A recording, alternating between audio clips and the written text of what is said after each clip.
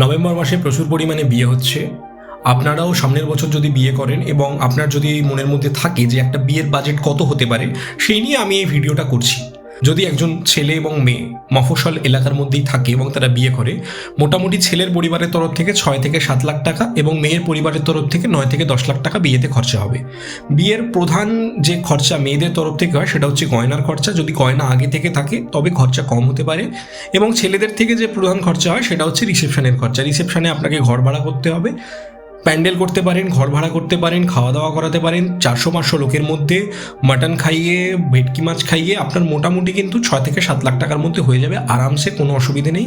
কিন্তু এর মধ্যে ফাইন্যান্সিয়াল টিপস একটাই, আপনি যাই খরচা করুন না কেন তার উপরে অ্যাডভান্স 2 লাখ বা 3 লাখ টাকা আলাদা করে জমিয়ে রাখুন, বিয়ের পর দেউলিয়া যাতে না হয়ে যান।